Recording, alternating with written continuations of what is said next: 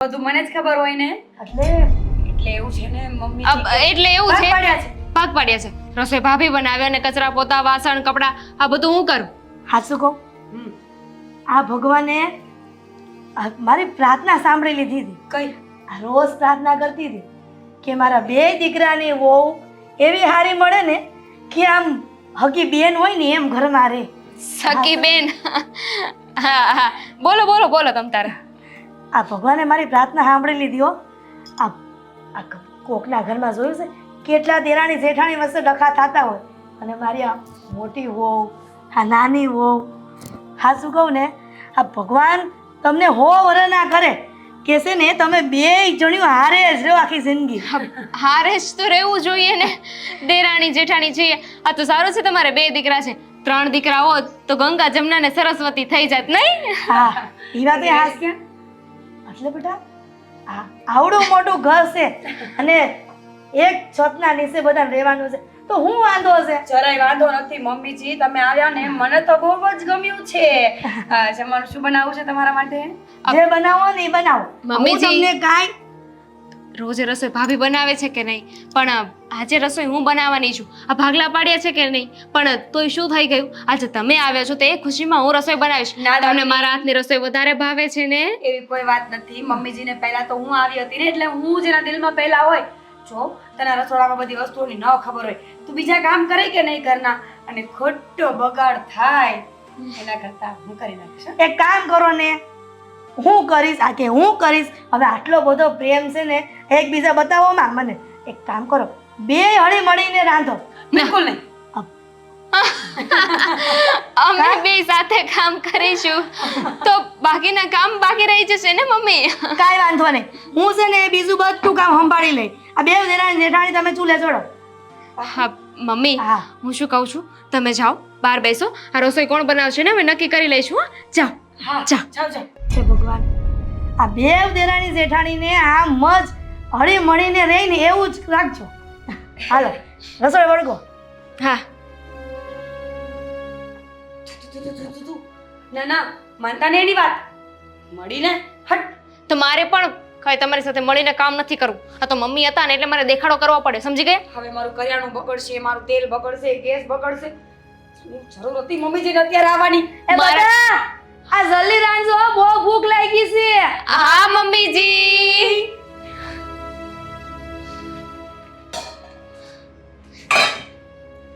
શાક બનાવ, ચા બનાવું છું, પછી રોટલી હું બનાવીશ અને દાળ ભાત તું બનાવીશ. હા જેમ તમે કહો એમ. આ તમારા ઘરમાં તમારા રસોડામાં આવી છું તો શું કરવાનું?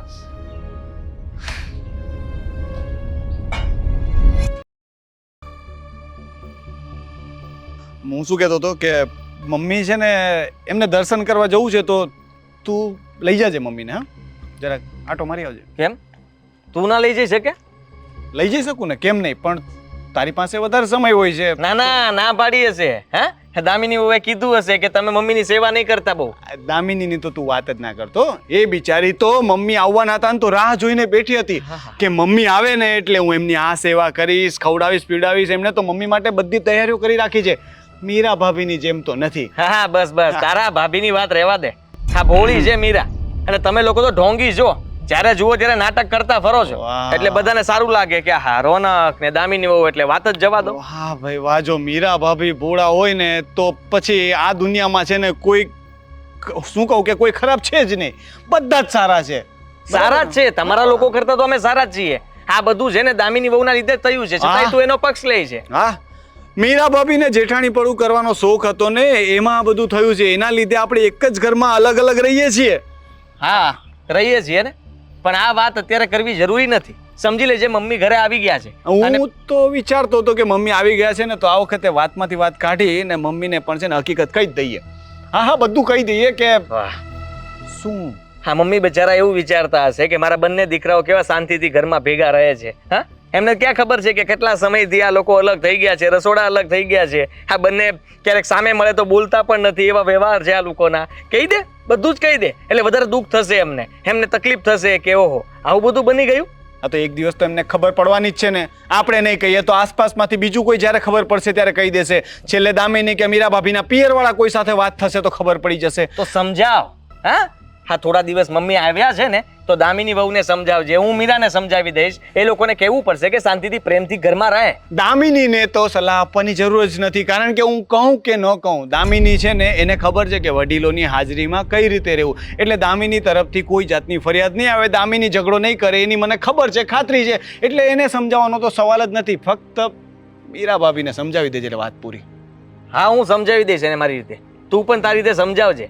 ઓ જરાક ભાઈ. વિચાર કરજે કે એ લોકો જો ઝઘડો કરશે તો મમ્મીને તરત ખબર પડી જશે કે આ લોકોમાં નથી બનતું, અને મમ્મી કઈ ફેસલો લેશે ને તો બહુ ખોટો હશે. એના કરતાં સારું છે કે તું સમજી લે કે આ જે કંઈ પણ બન્યું છે ને એ લોકોના લીધે જ બન્યું છે. તને પણ ખબર છે, મને પણ ખબર છે, છતાંય હું મારી પત્નીનો પક્ષ લઈશ અને તું તારી પત્નીનો.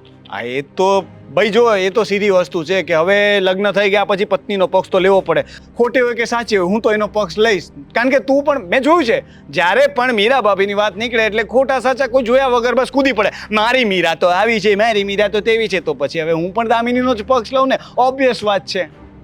હા કઈ વાંધો નહીં, પણ થોડા દિવસ શાંતિ રાખજે.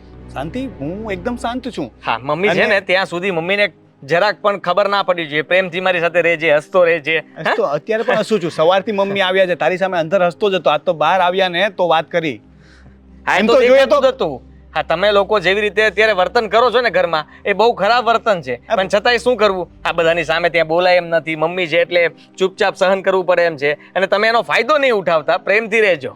મને તો છે ને તારી સાથે વાત કરવામાં રસ જ નથી, કારણ કે હવે કેવું થયું છે કે એક જ છત નીચે રહીએ તો છે, પણ છે ને એકબીજાનું મોઢું જોઈએ ને તો દિવસ બગડી જાય છે, એવી હાલત થઈ ગઈ છે. અને એ બધાનું કારણ તો તને ખબર જ હશે. હવે મારે દર વખતે મીરા ભાભીનું નામ લઉં તો એ સારું ના લાગે ને. મારે પણ દામિની વહુનું દર વખતે નામ લેવું ને એ પણ સારું નથી લાગતું, પણ તું જરા મારા મોઢામાંથી બોલાવડાવે છે. મને તું ગમે તે કે કાંઈ ફરક નહીં પડે, કારણ કે હું દામિનીને તારા કરતાં તો સારી રીતે ઓળખું છું, અને મને ખબર છે કે દામિની જેવી સુશીલ સંસ્કારી છોકરી બીજી આપણા ઘરમાં વહુ તરીકે હોઈ જ ના શકે. ભલે હશે, તમને મુબારક. પણ મમ્મી છે થોડા દિવસ રોકાવાના છે, પછી જતા રહેશે. પછી તમે તમારા રસ્તે, હું મારા રસ્તે, એટલે પછી આપણે કઈ માથાકૂટ તો છે નહીં.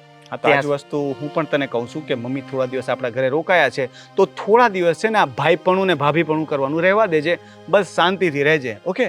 અત્યાર સુધી માન નથી આપ્યું, જરાક માન આપી દેજો થોડા દિવસ. મમ્મી છે ત્યાં સુધી મોટા ભાઈ તરીકે ઇજ્જત કરજો, ભાભીની પણ ઇજ્જત કરજો જરા. અત્યાર સુધી કરતો જ હતો, આ ભાભી આવીને બધું છે ને બગાડી નાખ્યું છે. બાકી ભાઈ તરીકે આપણે બંને વચ્ચે કોઈ તકલીફ હતી જ નહીં, એ તને પણ ખબર છે કે અડધી રાતે પણ હું તારા માટે ગમે ત્યારે ઊભો હતો. આપણે ભાઈ કરતાં પણ વધારે મિત્રો હતા.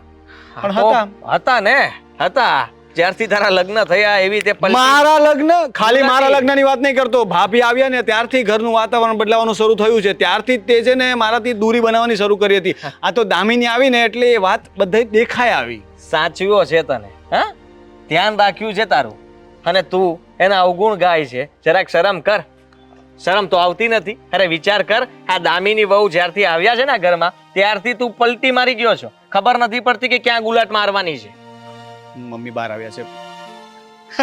હા ભાઈ હું એ જ કહેતો હતો. જય શ્રી કૃષ્ણ મમ્મી. હા આ રોનક લઈ જાય છે, મંદિરે જવું છે ને? હા જા જા. હા આવ્યો. હું એક કામ પતાવીને આવું હો મમ્મી. જા. હા હા મમ્મી.